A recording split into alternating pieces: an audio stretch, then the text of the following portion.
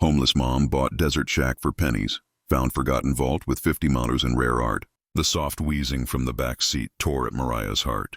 Emma's asthma was getting worse and the inhaler was almost empty. $43. That's all that separated them from complete disaster. Not enough for the prescription refill, barely enough for gas and a few more meals. You okay back there, sweetheart? Mariah whispered, careful not to fully wake her sleeping 8-year-old daughter. The parking lot behind the discount store wasn't ideal, but at least the security guard looked the other way.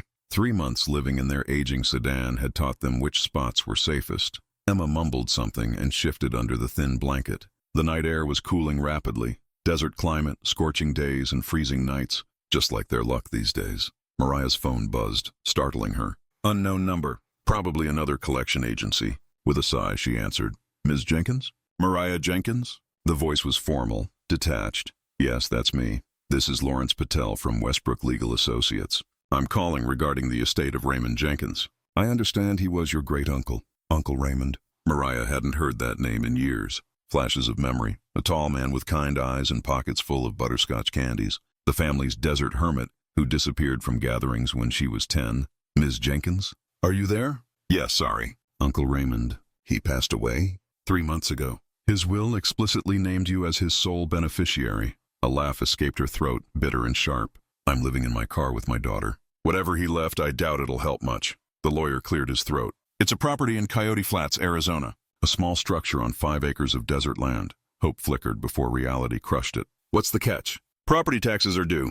$800. Mariah's laugh was louder now, waking Emma. Perfect. An inheritance that costs money I don't have. There is a small account with approximately $900 left to cover the initial taxes. The lawyer continued, unfazed. I should also mention that several developers have expressed interest. One is offering $1,500 to take it off your hands immediately. Emma sat up, rubbing her eyes. Mom, who's that? Mariah covered the phone. Just a lawyer, honey. Go back to sleep. Is it about money? Are we getting an apartment? The hope in her daughter's eyes was unbearable. Not exactly, baby. It's about great-uncle Raymond. Emma's face brightened. The candy man. With the scratchy beard? You remember him? Mariah was surprised. Emma had only been 3 when Raymond made his last holiday appearance. He smelled like paint, and he showed me pictures of the desert. Paint? Mariah frowned, trying to remember. The lawyer's voice interrupted her thoughts. Ms. Jenkins, do you want me to proceed with the developer's offer? It would save you considerable trouble. $1,500. Not life-changing, but enough for the inhaler and maybe a few nights in a real bed. Can I think about it? Maybe see the property first? Of course. I'll email you the details and deed information. After the call ended, Mariah pulled up old family photos on her cracked phone screen. There he was, Uncle Raymond standing apart from the family, his intense eyes focused elsewhere. She zoomed in on his hands. Emma was right. Paint stains on his fingers beneath his nails. What were you hiding out there in the desert, Uncle Ray? She whispered. Her phone buzzed with a text message from an unknown number. Don't sell the property. Worth more than they're telling you. Mariah's heart raced as she stared at the message, then back at Raymond's photo. The desert hermit who smelled like paint. The property no one wanted until he died. The warning from a stranger. Emma's wheezing grew louder in the back seat. Whatever decision she made, it needed to be soon. The dashboard temperature read 108 degrees, and the ancient sedan's air conditioning wheezed like Emma on her worst days. Mariah gripped the steering wheel, knuckles white, watching the gas gauge creep toward empty as desert stretched endlessly on both sides of the highway. Are we really going to live in a desert house, Mom? Like cowboys? Emma bounced in the back seat, her face pressed against the window despite the blistering heat radiating through the glass. Mariah forced a smile in the rearview mirror. We're just checking it out, honey. Remember what I said? It might be rough, but it's ours, right? Not like the car where we have to keep moving? The question stung worse than the sunburn forming on Mariah's left arm. Let's not get our hopes up. We're just seeing what Uncle Raymond left us. The $1,500 from the developer seemed more practical with every mile. What use was a desert shack to a homeless single mother with an asthmatic child? But that text message kept haunting her. Worth more than they're telling you. The highway narrowed to a 2-lane road, then to a dusty strip cutting through red dirt and scattered sagebrush. Finally, a cluster of faded buildings appeared. A gas station, a small market, and what might have once been a diner. Last stop before Coyote Flats, Mariah murmured, pulling in beside the only gas pump. Inside the market, the blast of air conditioning hit like a wave of mercy. An old man behind the counter watched them over reading glasses, his eyes lingering on Emma's worn shoes and Mariah's faded clothes. Fill up on pump 1, Mariah said, counting out precious bills. You look lost. His voice was dry as the landscape outside. Actually, I'm looking for a property out here. Belong to Raymond Jenkins? The man's expression shifted. He removed his glasses slowly. Ray's place? Your family, then? He was my great-uncle. I just found out he left me his property. Hank Dobson. He offered his weathered hand. Known Ray 30 years. Wondered who'd show up after he passed. Emma tugged at Mariah's shirt. Can I get a popsicle, Mom, please? Mariah hesitated, counting the remaining cash. On the house, Hank said, nodding toward the freezer. Ray was good people. Kept to himself mostly, but good people. While Emma selected a treat, Hank leaned closer. You planning to stay out there? I don't know. Haven't seen it yet. It's different. Ray lived simple, but there's been vultures circling that place since he died. Fancy cars, city people asking questions. Mariah's pulse quickened. What kind of questions? About his art mostly, and what he might have left behind. Hank scribbled directions on the back of a receipt. 7 miles east, then the dirt road marked by 3 Joshua trees. Can't miss it. Watch for dust storms this time of year. They come up quick. Back on the road, Emma's excitement grew as the landscape became increasingly wild. Look, Mom, those plants have arms. And those rocks are red like fire. The directions led them down a rutted dirt path that threatened to rip out the car's undercarriage. As they crested a small rise, Mariah's heart sank. There stood Uncle Raymond's legacy, a weathered wooden shack that looked ready to collapse with the next strong wind. The roof sagged in the middle. One window was boarded up. The porch tilted dangerously. Is that it? Even Emma's enthusiasm faltered. But surrounding the pathetic structure was something entirely unexpected. Dozens of bizarre metal sculptures rising from the desert floor like alien sentinels. Twisted metal formed what looked like birds with enormous wings. Rusted farm equipment had been transformed into abstract shapes that caught the sunlight. Wind chimes made from salvaged pipes and cans created an eerie melody in the hot breeze. What are those things? Emma whispered, her disappointment transforming back to wonder. I guess Uncle Raymond was an artist, Mariah said, equally transfixed. Inside, the shack was Spartan but surprisingly clean. A narrow bed with a thin mattress. A wooden table with 1 chair. Shelves of canned goods with dates carefully marked. A hot plate. A small bookcase packed with art books and field guides to desert plants. But it was the walls that stopped Mariah cold, every inch covered with intricate sketches. Landscapes, abstract patterns, and what looked like technical diagrams, all drawn with remarkable precision. Mom, there's no bathroom, Emma announced, peering behind a curtain. There's an outhouse around back, Mariah replied, spotting a small structure through the window. Her dreams of stability crumbled further. On a desk in the corner, she found a drawer secured with a combination padlock. 3 numbers between her and whatever Raymond had considered worth protecting. The afternoon sun began its descent, casting long shadows through the sculptures outside. Emma had overcome her initial disappointment, now running between the metal creations with delighted squeals. These are like weird metal monsters, Mom. This one looks like a dragon, and this one's a giant bird. Mariah stepped outside, wondering what they could possibly salvage from this place. The developer's offer seemed increasingly attractive. At least it would buy Emma's medication and a few weeks in a motel. A rumble of an engine in the distance snapped her from her thoughts. A black SUV moved slowly along the dirt road, stopping briefly at the property line. Through tinted windows, Mariah felt eyes watching them before the vehicle continued on. Strange, she muttered, unease prickling her skin. The sun dipped lower, setting the metal sculptures ablaze with golden light. Emma disappeared behind a particularly large creation that resembled a twisted tree. Mom! Mom! Emma's voice rang with excitement. I think there's another house under here. Mariah rushed around the sculpture to find Emma kneeling beside what looked like a metal hatch in the ground, partially concealed by the base of the metal tree. A heavy padlock secured it shut. What do you think is down there? Emma asked, eyes wide. Before Mariah could answer, the rumble of an engine returned. She grabbed Emma's arm, pulling her behind the shack as the black SUV approached again, this time turning into the property's entrance. You're a thief just like the rest of them. The memory flashed vivid and sharp in Mariah's mind as she huddled with Emma on the narrow bed. Uncle Raymond's voice, usually so gentle, had turned razor-edged that Christmas 15 years ago. You stood by while they did it to me, Michael. Your own brother. Uncle Ray, please. Her father had reached out, but Raymond was already storming out, slamming the door so hard the ornaments trembled on the tree. He never came back after that. Mariah whispered to the darkness. The desert night enveloped the shack in relentless wind and strange sounds. Emma had finally fallen asleep, her small body curled against Mariah's side, but rest eluded Mariah as the shack creaked and groaned around them. What happened to you out here, Uncle Ray? She murmured, pulling the thin blanket tighter. Morning arrived with harsh sunlight streaming through cracks in the wooden walls. Emma woke cheerful despite the uncomfortable night, exploring the shack with renewed curiosity. Mom, can we stay here? Like forever? She stood at the window, watching a roadrunner dart between sculptures. We wouldn't have to sleep in the car anymore. The question pierced Mariah's heart. Honey, there's no running water, no electricity, and your asthma,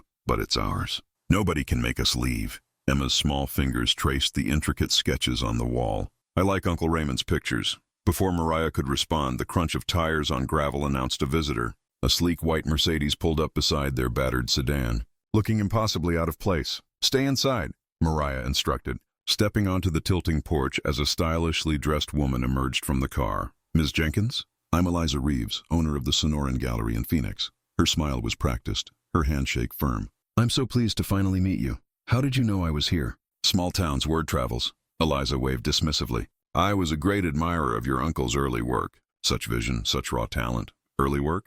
Before he withdrew from the art world. Eliza's eyes darted to the sculptures, then back to Mariah.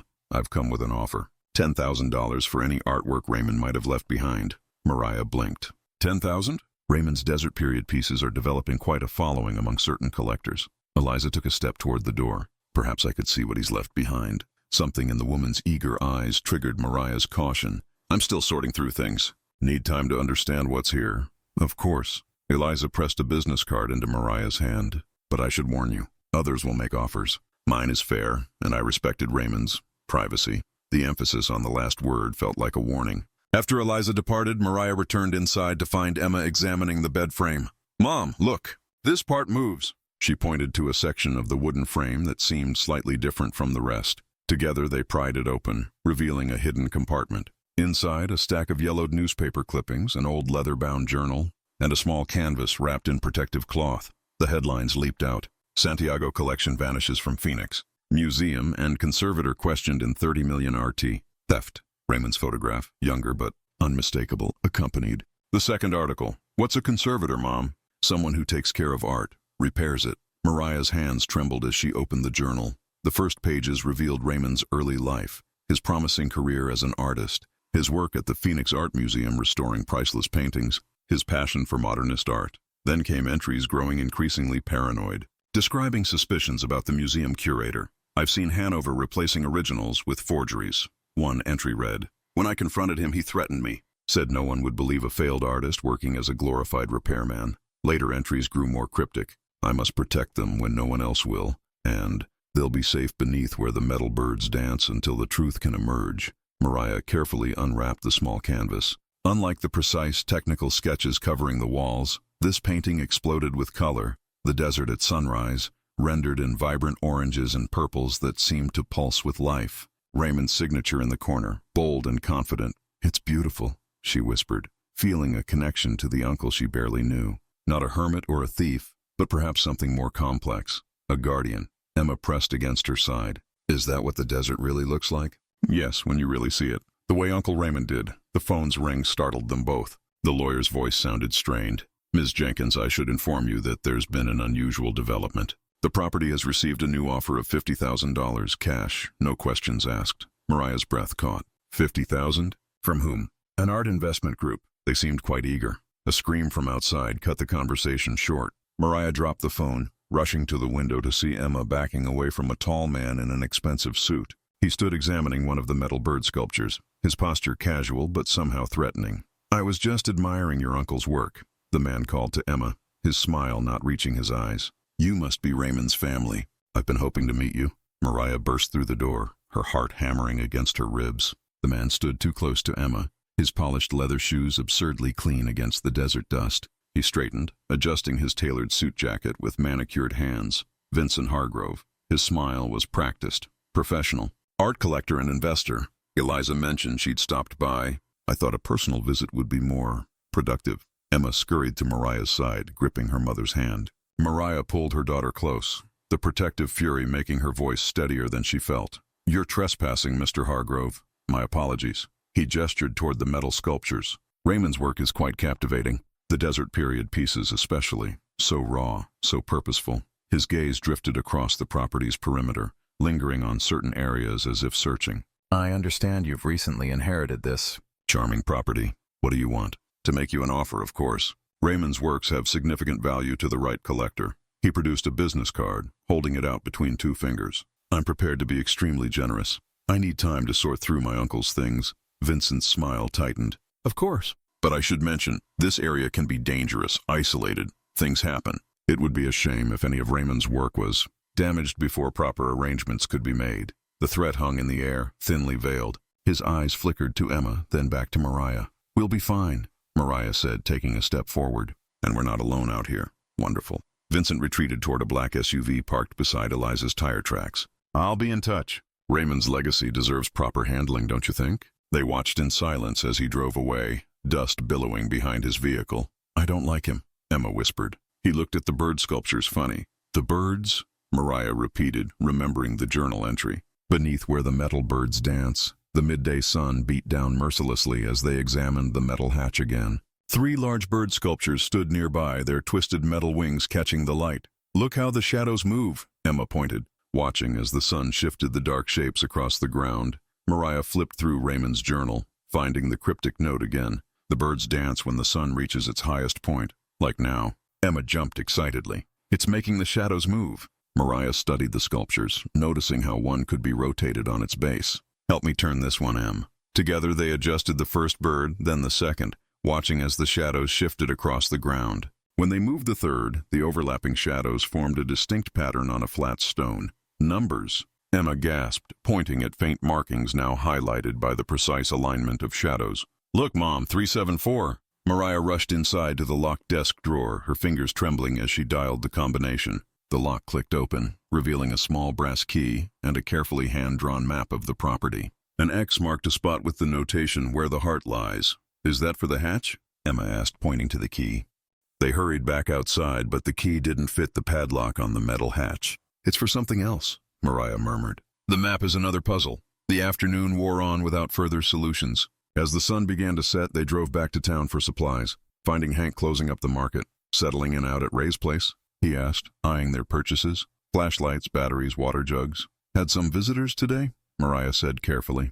Eliza Reeves and Vincent Hargrove. Hank's expression darkened. The vultures circle faster than I thought. They seem very interested in Uncle Raymond's art. Course they are. Hank locked the register with a decisive click. Ray was somebody once before that business at the museum. You should talk to Constance. She knows more than me. He led them to a small house behind the market where a silver-haired woman sat reading on the porch. Her eyes sharpened with interest as Hank made introductions. Jenkins, you said? Constance set her book aside. Raymond Jenkins, the conservator who disappeared after the Santiago collection vanished. I remember the case well. Was he a thief? Mariah asked. The question that had been haunting her finally spoken aloud. Constance studied her face. The official story said so, but there were rumors. The curator had gambling debts, connections to private collectors who'd pay anything for certain pieces. Raymond was the scapegoat, some said. Why didn't he defend himself? Some battles can't be won against powerful people, Constance said simply. But Raymond was no thief, at least not the way they painted him. He loved art too much to steal it for money. Back at the shack, Mariah spread the map on the table as darkness fell. The paper seemed ordinary in the flashlight beam until the warmth from the light revealed faint lines appearing in what had seemed blank spaces. Mom, look, Emma pointed excitedly. It's changing! Heat-activated ink revealed a message in Raymond's careful handwriting. The combination is where we always found peace. Where we always found peace, Mariah repeated, searching her memory for any clue. A tremendous crash outside shattered the moment. Emma gasped, then began coughing as dust billowed through the cracks in the walls. Through the window, Mariah could see one of the largest sculptures toppled over. Metal twisted against the ground. Heavy footsteps crunched. Toward the door, Mariah grabbed the baseball bat, propped beside the door, one of Raymond's few sporting possessions, and positioned Emma behind her. The knocking came hard and insistent. Ms. Jenkins? County Assessor's Office. Open up, please. 2 men in wrinkled button-down shirts stood outside, badges held up too briefly to read properly. The taller one had sunglasses despite the darkness, while the shorter man's eyes darted constantly to the fallen sculpture. We've received reports of unpermitted structures on this property, the tall one said, trying to peer past her into the shack. Need to conduct an inspection. At night, Mariah tightened her grip on the bat. With no advance notice? Desert properties are assessed on a special schedule, he replied smoothly. Mind if we come in and look around? Behind her, Emma's breathing grew shallow and rapid, the start of an asthma attack brought on by stress and dust. You'll need to come back with proper paperwork, Mariah said firmly. And during business hours? Listen, lady. The shorter man started, taking a step forward. Mariah raised the bat slightly. I'm calling the sheriff if you take one more step. My daughter needs her medication, and you're trespassing. The men exchanged glances. Fine. We'll document the exterior for now. They retreated, snapping photos with their phones, focusing particularly on the area around the fallen sculpture and the metal hatch. Mariah watched until their unmarked van disappeared down the dirt road, then rushed to help Emma with her inhaler. You were so brave. Mom, Emma whispered between labored breaths. So were you, sweetheart. Mariah stroked her daughter's hair, her own hands trembling now that the immediate threat had passed. Morning brought Constance's ancient pickup truck rattling up to the shack. The retired librarian carried a thick folder and a determined expression. Thought you could use some facts, she announced, spreading newspaper articles across the kitchen table. Raymond Jenkins was the primary conservator for the Santiago collection. 14 modernist paintings valued at over $30 million in 1985, and the headlines told the story. Missing artwork, investigation stalls, and insurance pays record claim for vanished. Masterpieces, the museum curator initially reported, them stolen during transport, Constance explained. But when investigators found inconsistencies in his story, he shifted blame to Raymond, claiming he'd discovered evidence that Raymond had been making forgeries. Did Raymond steal them? Mariah asked directly. He was never charged, but he disappeared from the art world completely. The insurance company paid the claim. The curator later died in a car accident, and the paintings were never recovered. Constance's eyes were sharp. Most people forgot about it, but not everyone. The crunch of tires announced another visitor. Vincent Hargrove emerged from his SUV carrying a leather portfolio. Ms. Jenkins, he called, his smile tight. A moment of your time, Constance whispered. Be careful, before slipping out the back door. Vincent spread legal documents on the table where the newspaper clippings had just been. I should have been more direct yesterday. I represent Meridian Insurance Group, the company that paid out $32 million for the Santiago collection in 1985. What does that have to do with me? Meridian believes your uncle stole those paintings. Vincent's voice hardened. And that they're hidden somewhere on this property. Emma pressed against Mariah's side, eyes wide with fear. That's absurd, Mariah said. This place is barely standing. Raymond was clever. Vincent slid another document forward. This is our offer. $100,000 for the property as is. No questions asked, no further claims. The number made Mariah's breath catch. Enough for an apartment, Emma's medical care, maybe even community college classes. A real fresh start, if you find anything, Vincent added, watching her reaction. It legally belongs to Meridian anyway. I need time to think.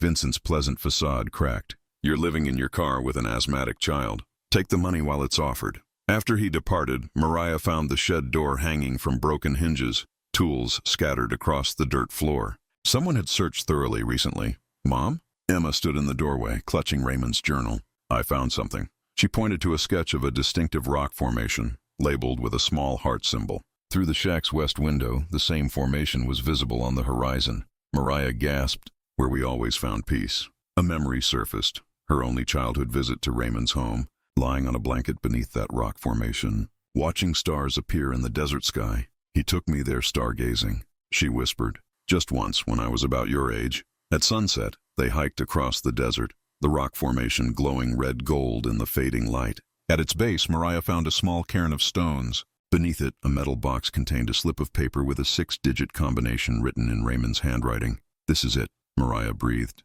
The combination for the hatch. The sudden sweep of headlights across the darkening desert made them both freeze. The black SUV appeared on the distant road, moving purposefully toward them. Emma clutched her mother's hand, her voice barely audible. Mom, we need to run. Darkness swallowed them as they crouched behind the jagged rock formation. Emma's breathing dangerously shallow against Mariah's chest. The combination was clutched in her fist, the paper damp with sweat. Flashlight beams cut through the desert night as Vincent and 2 men spread out, searching. They had to come this way. Vincent's voice carried in the still air. Find them. I'm scared, Emma whispered, her small body trembling. We're going to be okay, Mariah murmured, not believing her own words. When they move toward the rocks, we'll circle back to the shack. They waited, hearts pounding, until the search party moved farther away. Then they crept through the shadows, using the scattered sculptures as cover. Emma stumbled once, a small cry escaping before Mariah could muffle it. What was that? One of the men turned their direction. Probably a coyote, Vincent replied. Keep looking. At the metal hatch, Mariah's fingers fumbled with the padlock, entering the 6 digits from Raymond's note, 051937. The lock clicked open, surprisingly smooth despite its weathered appearance. The hatch lifted with a soft hydraulic hiss, revealing a steep staircase descending into darkness. "Go," Mariah urged, helping Emma down before following and pulling the hatch closed above them. A soft click engaged an interior lock. Emergency. Lights flickered on automatically, illuminating metal stairs that spiraled downward. The air below was cool and dry, a stark contrast to the desert heat. "Mom, what is this place?" Emma's fear had transformed to wonder. At the bottom, they found themselves in a surprisingly large space carved into the bedrock. Raymond had converted what appeared to be an old mining shaft into a sophisticated bunker. Humming equipment maintained precise temperature and humidity levels, and lining the walls, dozens of paintings, each carefully wrapped in protective material, labeled and dated in Raymond's precise handwriting. "It's like a treasure cave in a movie," Emma whispered, eyes wide. With trembling hands, Mariah carefully unwrapped one package. Colors exploded before her eyes, a stunning modernist landscape of geometric shapes and bold lines. A small plaque on the frame read, "Santiago Collection, 1937. "These are them," she breathed, "the stolen paintings." A doorway led to a second chamber containing Raymond's workspace, conservation tools, specialized lights, reference books, and art supplies. On a desk sat a sealed envelope addressed in familiar handwriting, "My family, to be opened when found." Mariah broke the seal, unfolding several pages of careful script. "If you're reading this, I'm gone," she read aloud, Raymond's voice seemingly alive in the words. "And you've solved the puzzles I left behind. I hope it's family that found this place, not those who've hunted me for decades." The letter detailed how Raymond, as the museum's conservator, had discovered the curator selling original masterpieces to private collectors and replacing them with forgeries he commissioned. "When I confronted Hargrove, he laughed. His family owned the museum board. It would be my word against his, and he'd already set me up to take the fall." The next day, the entire collection was reported stolen during transport, with evidence pointing to me. Emma pressed against her side. "Uncle Raymond wasn't a thief. He was protecting the paintings. He used his connections in the art world," Mariah continued reading, "to track down each original. It took decades, spending every penny I earned buying them back quietly, one by one. I couldn't return them while Hargrove lived. His son would simply bury the truth to protect the family name." A second envelope contained meticulous documentation, dates, transactions, photographs proving the conspiracy. Raymond had built a complete case. "I leave this to you, my family, to finish what I could not. Return these treasures to the world. But beware, powerful people will do anything to keep their crimes hidden." The letter ended with a postscript that brought tears to Mariah's eyes. "I've watched you from afar, Mariah. You have your grandmother's spirit, the only one who believed in me. Trust yourself." "Mom?" Emma tugged her sleeve. "What do we do?" "Now?" Before she could answer, the sound of vehicles on the property above made them both freeze. Through a narrow ventilation shaft, Mariah could see headlights, not just Vincent's SUV, but police cars with flashing lights. Vincent stood talking to a uniformed deputy pointing toward the metal sculptures. "I have reason to believe stolen artwork worth millions is hidden on this property." His voice carried clearly through the shaft. "We need a search warrant immediately." Mariah stepped back, heart pounding. They were trapped underground with $50 million in stolen art. Voices echoed above them, footsteps crunching across the desert ground. Mariah pressed her finger to her lips as Emma huddled closer. The ventilation shaft carried fragments of conversation, the deputy questioning why they needed a warrant so urgently, Vincent insisting there was evidence of stolen property. "We can't go back up," Mariah whispered, glancing at the spiral staircase.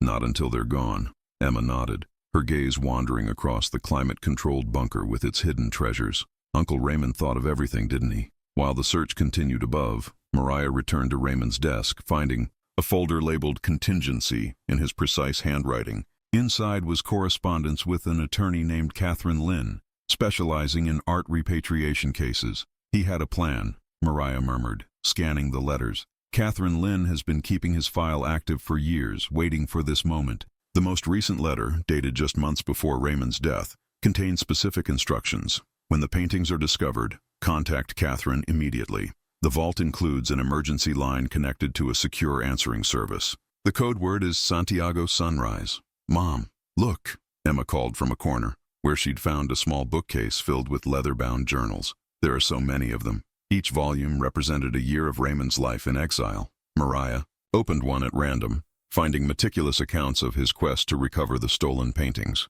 March 14, 1992, she read aloud. Located the Mondrian in a private collection in Zurich. Owner unaware of its questionable provenance. Negotiated purchase through third party. Cost, $127,000. Nearly all my savings. Worth every penny to rescue it from darkness. Another entry.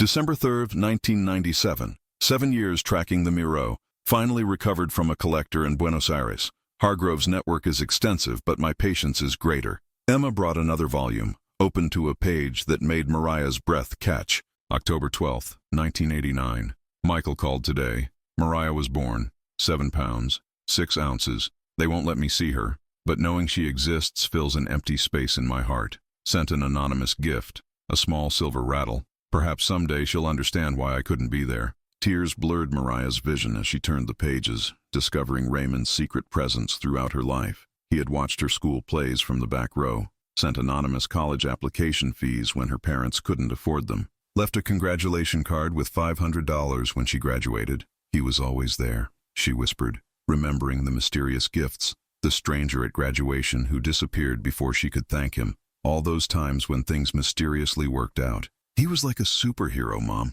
Emma said, wide-eyed with wonder. Secret identity and everything. The final journal detailed Raymond's cancer diagnosis and his decision to leave everything to Mariah. Terminal. 6 months at most. Will change my will tomorrow. Everything to Mariah, the only family member who might understand. The paintings aren't mine to give, but she'll know what to do. She has her grandmother's heart. Near the rear wall, they found an old telephone. Following Raymond's instructions, Mariah dialed and gave the code words. Within minutes, Catherine Lynn herself called back. I've been waiting for this call for years, the attorney said, her voice crisp and efficient. Raymond prepared me thoroughly. Don't reveal the vault to anyone until I arrive, especially not Vincent Hargrove, Jr.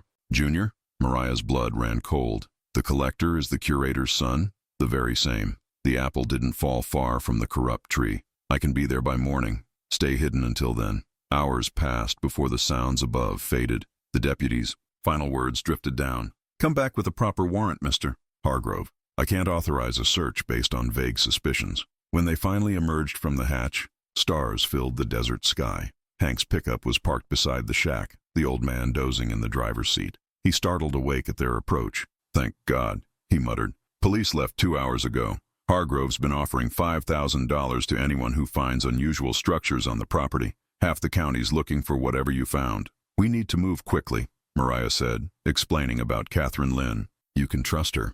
Hank nodded. Raymond mentioned her once or twice, called her his insurance policy. Headlights appeared on the distant road, not the aggressive beams of Vincent's SUV, but the softer glow of an expensive sedan. A sleek Tesla pulled up beside them, and an elegant Asian woman in her 60s emerged, her silk scarf fluttering in the desert breeze. I'm Catherine Lynn, she announced, extending her hand.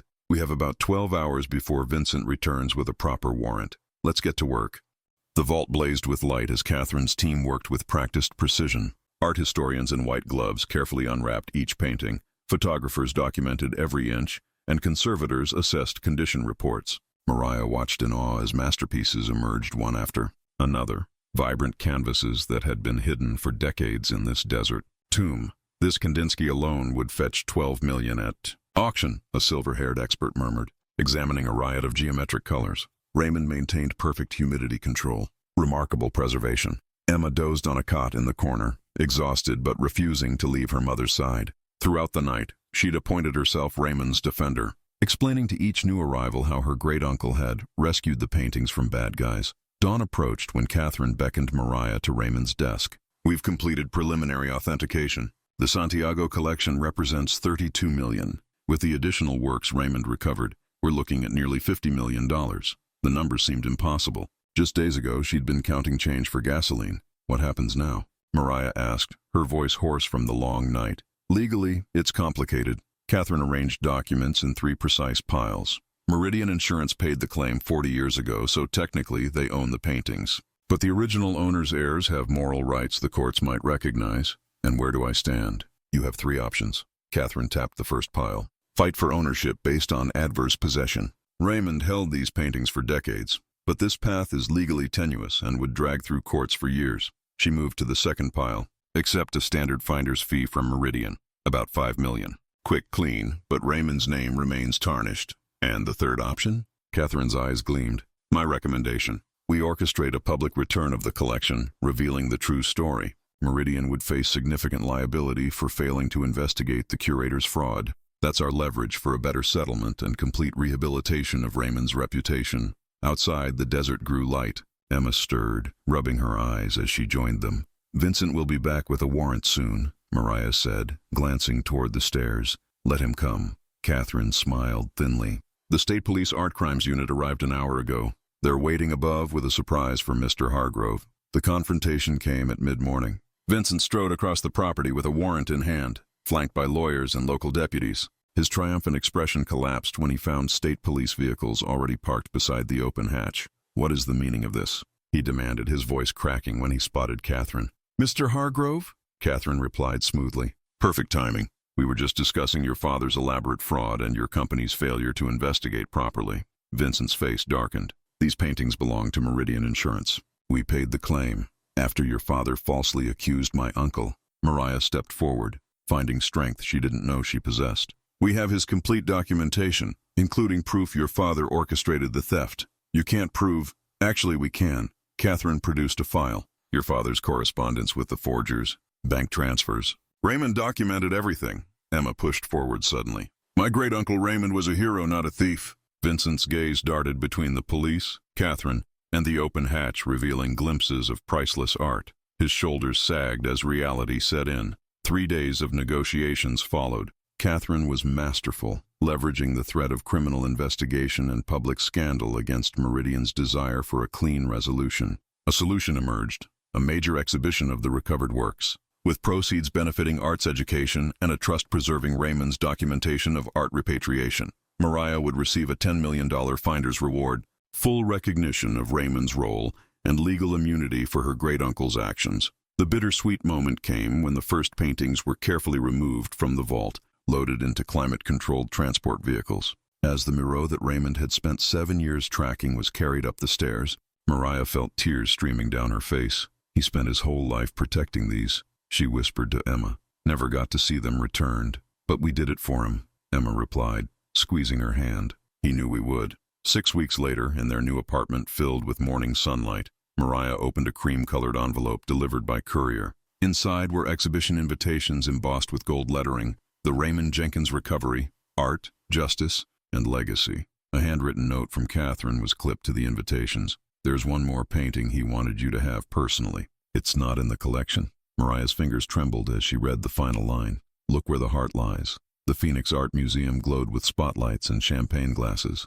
Mariah smoothed her new dress, the first she'd purchased in years, and watched Emma twirl in her own party dress, her breathing clear and strong for the first time in months. Mom, look, there's my name. Emma pointed to the exhibition plaque where, special thanks to Emma Jenkins, appeared beneath acknowledgments to the recovery team. The Raymond Jenkins Recovery, Art, Justice, and Legacy sprawled across 3 galleries, drawing record crowds. Where once Raymond's name had been whispered as a thief, now it headlined in celebration. Visitors crowded around displays detailing his 40-year mission, many wiping away tears as they read his story. Ms. Jenkins, a woman in expensive jewelry, approached. Your uncle was extraordinary.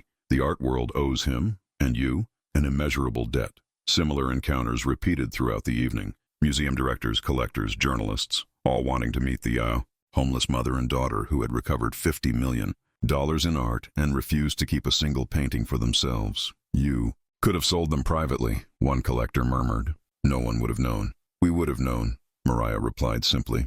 Later that night, in their new apartment, Mariah finalized paperwork for the Raymond Jenkins Foundation for Art Conservation and Education. $10 million would fund scholarships for disadvantaged students and restoration, projects for neglected public artworks. Raymond would have wanted his recovery to create more beauty in the world, she told the attorney, signing the documents with steady hands. But Catherine's note about one final painting haunted her. Look where the heart lies. The map from Raymond's desk had marked a spot with a heart symbol, but they'd found nothing there during the investigation. The next morning, Mariah drove Emma back to the desert property, still legally hers, though now the shack stood empty, the vault beneath stripped of its treasures. Why are we back here, Mom? Emma asked, kicking at the familiar dust. There's something we missed. Mariah studied the property from different angles until she noticed, at exactly sunset, from precisely the right window inside the shack. A distant rock formation cast a shadow shaped like a perfect heart. They hiked to the spot as the sun descended,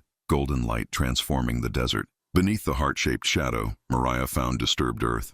Digging revealed a small waterproof container. Inside lay a single canvas wrapped in protective cloth. Mariah unwrapped it with trembling fingers to find a portrait, herself as a child of 8, with butterfly wings emerging from her shoulders, soaring above the desert landscape. The painting style was unmistakably Raymond's, but with a tenderness his public works had never shown.